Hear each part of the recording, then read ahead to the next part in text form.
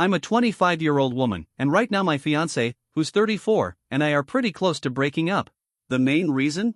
He's demanding that I apologize for something, but I've stood my ground and refused. So here I am, turning to Reddit to get some advice on what to do. I met my fiancé, Chris, 5 years ago on Bumble while I was still a university student. At first, he came off as normal, driven, funny, and better dressed than most of the guys I'd come across at the time. After 2 weeks of chatting, we agreed to meet for a morning coffee at Starbucks. I remember standing in front of him in line, waiting to place our order. When it was my turn, I asked for a slice of cake along with my coffee. I noticed Chris's expression shift. He seemed a little annoyed until he saw me reach into my own wallet to pay. After we picked up our drinks, we found a seat, and that's when he asked if I had really ordered the cake, assuming he'd be paying. I told him no, that's not how I think, and that I just don't like having coffee on an empty stomach. He laughed and made a weird joke about how I probably ordered the $2 slice because I was a broke student. I thought it was kind of odd to say something like that on a first date, but I brushed it off. Later, during small talk, I asked him what he did for a living. His whole vibe changed. He suddenly got dramatic, saying he was tired of women always asking about his job. Then he launched into this speech about how he came from generational wealth, so he technically didn't need to work, but he still did freelance art. I just listened while he vented about how he was terrified of dating women who only cared about money, and how he was done meeting broke girls who expected to be taken care of. According to him, everything in a relationship should be 50-50ths, no matter how much each person earned. He also mentioned how important it was for him to find a woman who'd be totally fine signing a prenup before marriage. He didn't want to end up with some gold digger. Now, a little background on me. I was raised in a working-class home. My dad ran a small business and my mom worked as a teacher. When I was in middle school, my dad's business really took off and we moved into a more comfortable lifestyle. My parents gave me a great life, but they also made sure I understood the value of hard work and finding my own way. So I never had any interest in marrying into money or relying on a man to take care of me, especially when I was doing just fine on my own. When Chris said he wanted a financially independent partner, I told him I completely agreed. I shared with him that I had my next 5 years all planned out and that I was already working part-time to pay off my student loans. Even though my parents offered to pay off the loans, I insisted on doing it myself. I wanted to prove to myself that I could handle it without help. I calmly told Chris that I also believed a prenup was important, not because of his money, but because one day I might inherit my dad's business, and I wouldn't want anyone benefiting from that unfairly. Chris looked at me like he was trying to process what I just said, and then he started asking questions about my background, my family, and what I owned. I answered him honestly, and suddenly he seemed really interested. His tone shifted completely. He quickly apologized and said he had assumed I was like all the other women he dated. But now that he knew I came from a financially stable family, he said he could finally relax around me. To be fair, Chris really does come from a crazy rich family, so I could understand why he might have had his guard up. Some people probably did try to take advantage of him, so I tried to be sympathetic.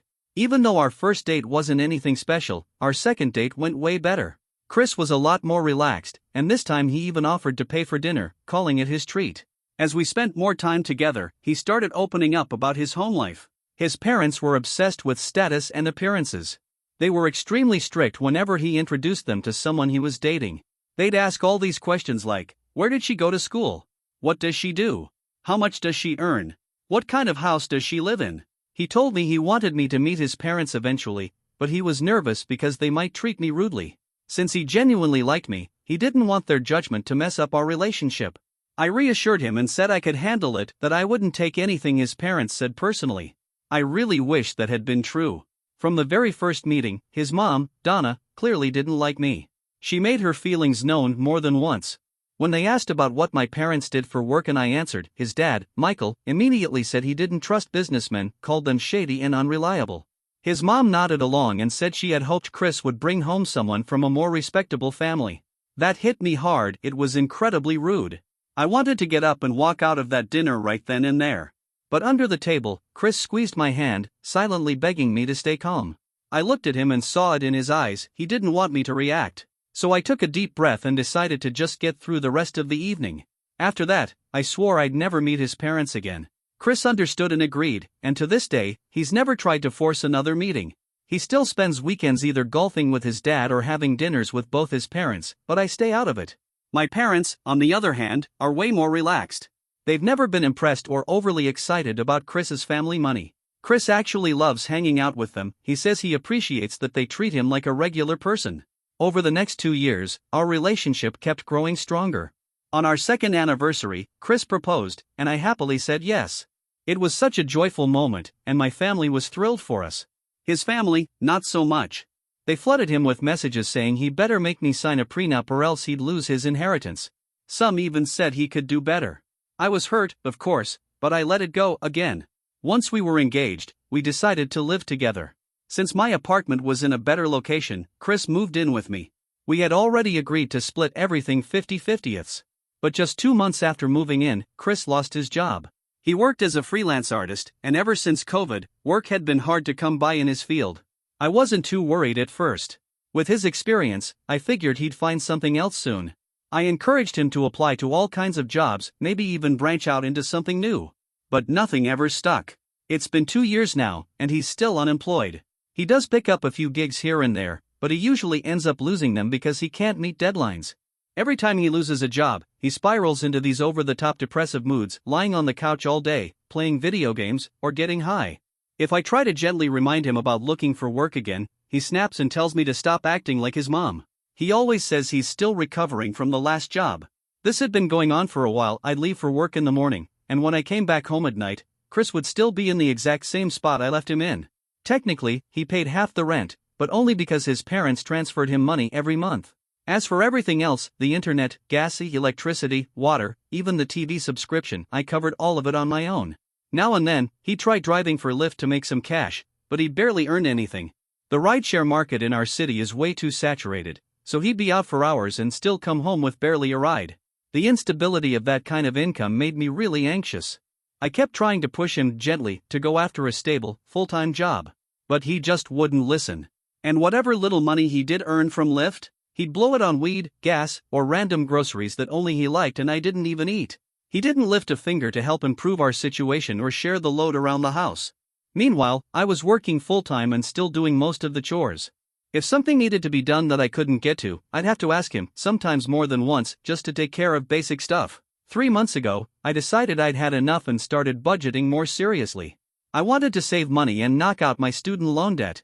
Sure, I could have gone to my parents for help, they would have been there in a heartbeat. But I didn't want them to start thinking less of Chris. Because if they did know how things really were, they'd absolutely tell me to reconsider this relationship, and honestly, they'd be right. But I loved him.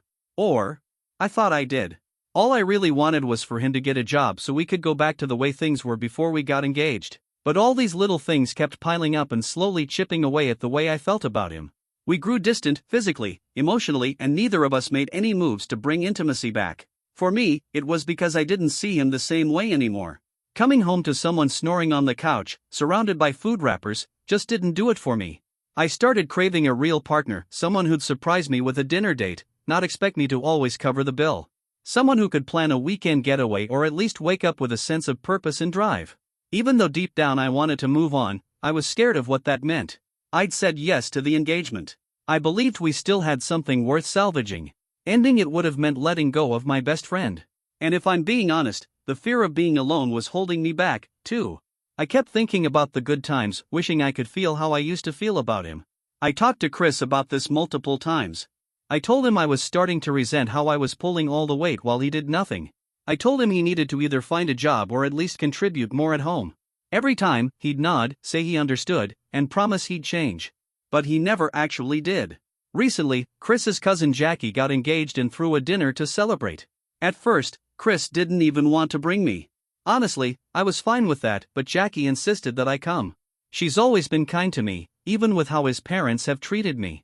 So, reluctantly, I agreed to go. At the dinner, his parents completely ignored me, so I returned the favor. Jackie was glowing, talking about how excited she was to be marrying such a great guy. That's when Chris's mom snorted loud enough for everyone to hear. We all looked at her, and she said that Jackie's fiancé had clearly hit the jackpot, that he was the lucky one. Jackie looked mortified, and her fiancé went red in the face. But Chris's mom wasn't done. She went on about how people nowadays are like vultures, always out to take someone else's money. Then Chris's dad chimed in, asking Jackie if she'd made her fiancé sign a prenup. Jackie said she hadn't and didn't need one. At that point, Jackie's mom, Chris's aunt, cut in and insisted that it was essential. She said she wouldn't let her daughter marry anyone without a prenup in place. Jackie snapped back, yelling that she was an adult and her fiancé earned more than she did. I just sat there, watching this whole train wreck unfold. And then out of nowhere, Chris's mom turned to us and asked Chris, loud enough for the whole table to hear, if he had taken care of the prenup with me. He nodded. Now, it was true that Chris and I agreed to sign a prenup right after we got engaged. But the way she brought it up, so smug, so loud, felt incredibly disrespectful. Chris's dad nodded with approval and said that Chris needed to protect himself from gold diggers and it was better to be safe than sorry. I stared at Chris, waiting for him to say something, to defend me, maybe. But he just kept chewing his food like nothing was happening. I leaned over and asked him if he was seriously going to let that slide, especially after I'd been financially supporting him for 2 years. He whispered back that it wasn't worth arguing with them and told me not to mention his unemployment. I was boiling inside. His mom must have noticed the whispering because she turned to me, smirked, and asked if I had something I wanted to say. And that was it. I snapped. Everything I'd bottled up just spilled out. I said, "You know what, Donna? I do have something to say. I've wanted to say it since the first day I met you, and now seems like the perfect time." I told her she was the real gold digger in the family. I said Chris had told me how she and Michael got pregnant back in college and had to get married. I pointed out that she'd never had a job, and from what I'd seen, she didn't even run her household, which, frankly, might explain why she was so lazy and out of shape. Donna went pale. Everyone else gasped. But I didn't stop there. I told them I'd been funding their unemployed son for the past 2 years. That he spent his days lying on our couch, eating everything in sight, and doing nothing else. I joked that Chris was slowly turning into his mother and that they didn't have to worry about me being a gold digger, because their son was already playing that role. Chris looked furious. His dad turned to him and asked if all of that was true, if he really didn't have a job. Chris looked like he wanted the floor to swallow him whole. But eventually, he nodded. I told Michael that maybe he should have taught his son how to actually work instead of relying on inherited money. Because right now, Chris was living off my paycheck. Donna turned on Chris, demanding to know why he wasn't working and saying how embarrassing it was to hear this in front of the whole family. I just leaned back and watched him squirm. Then Donna turned to me and asked if I had no shame for humiliating her son like that. She said I had no right to talk about her or her husband, and since I came from a lesser family, I should learn some respect if I ever wanted to marry into theirs. Michael added that Chris didn't have to work and that if things got bad, they'd always be there to support their son. Then they demanded I apologize for ruining their family's reputation. I looked them dead in the eye and said no, I wasn't going to apologize. I had nothing to be sorry for. In fact, I told them that if they were really so rich, they could go ahead and pay me back for the 2 years I'd spent supporting their grown adult son. Their jaws hit the floor. But to my surprise, Jackie, Chris's cousin, actually backed me up. Jackie chimed in right after, calling out the hypocrisy of Chris's parents. She pointed out how ridiculous it was for them to accuse others of being gold diggers when their own son wasn't contributing financially and had been depending entirely on someone else, namely me. We exchanged a quick look and laughed at the irony, which only seemed to push Chris further over the edge. He suddenly exploded, shouting at me for throwing him under the bus and ruining the family dinner. He said I had no right to bring up his unemployment, that he was trying his best to find a job. I actually snorted and told him that lying on the couch all day wasn't exactly the way anyone finds work. He got all defensive and said that, as his fiancé, I should be giving him more time. I just sighed and said, flat out, that I was exhausted from taking care of him and that maybe, just maybe, he should consider moving back in with his parents because what he needed wasn't a fiancé, but a full-time mother. Then I stood up, slipped off my engagement ring, and handed it back to him before his parents could throw in any more insults. The whole table fell silent. Chris just stared. His parents started yelling, accusing me of being disrespectful and saying I had no right to insult them. But I was done. Without saying another word, I walked out, leaving them all sitting in the mess they created. When I got home, I started packing up my things right away. Chris showed up not long after, screaming about how I'd embarrassed him in front of everyone. But the second he realized I was actually leaving, he completely changed his tone. He started begging, apologizing, saying he'd get a job if that's what it would take for us to stay together.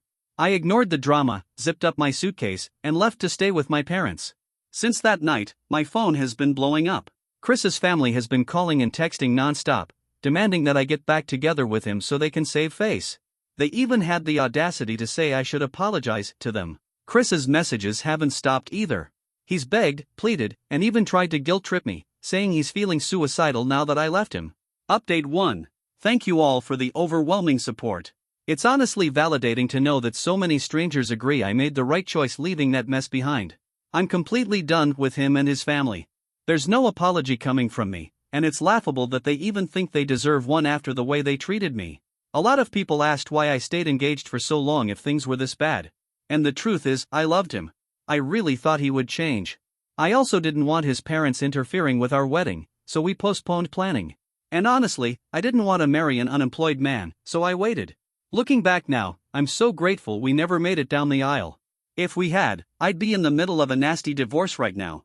My parents have been supportive, but they're also pissed, mostly at me, for not walking away sooner.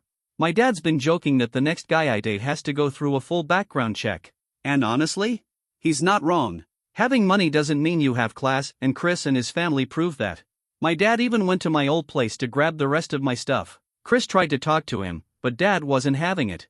He gave him an earful about how being a grown man means getting a job, not leeching off your fiancé. That hit Chris hard.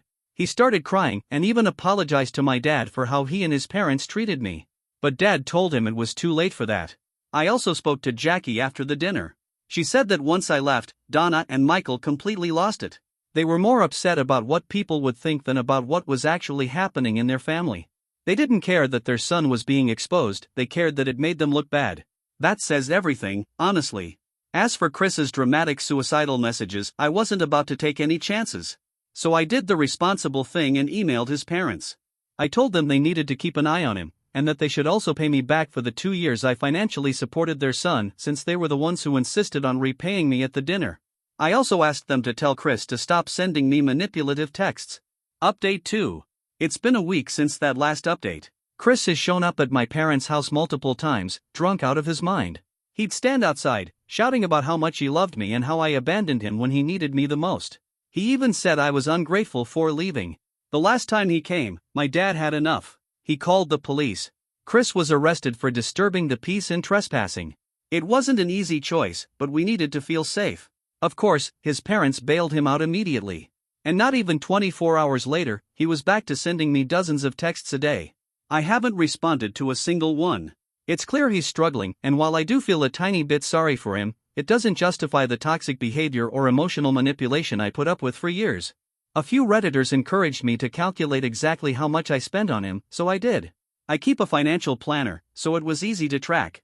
I listed every bill, every expense, every shared cost I covered during his unemployment. Then I emailed that list to his parents and attached my bank info.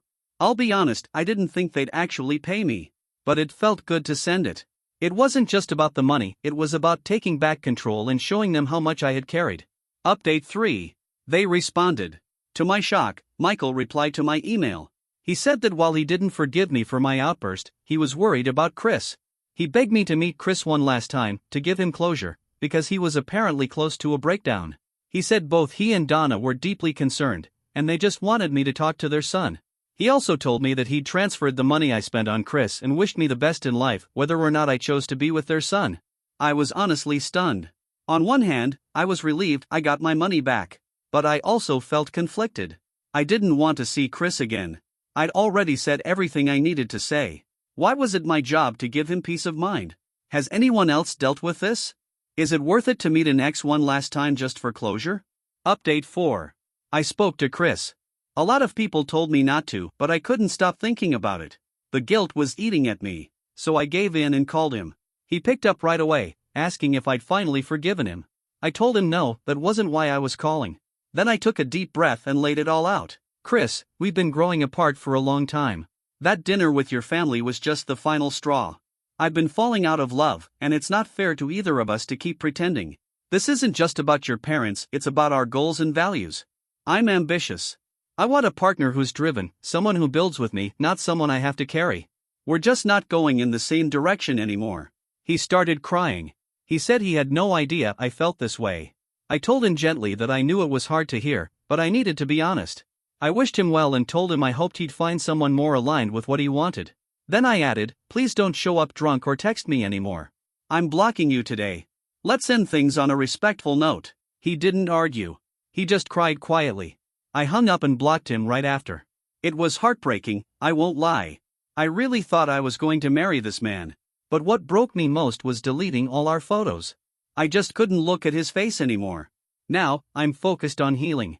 I'm surrounding myself with people who lift me up and choosing peace over chaos. I know in my heart I made the right decision, walking away from that toxic family and relationship. I've started applying for jobs in other cities. I've always dreamed of moving somewhere new, but Chris insisted we stay near his parents. Now I'm finally free to go wherever I want. I'm hopeful I'll find something even better than what I had. And for the first time in a long time, I'm excited about what's ahead.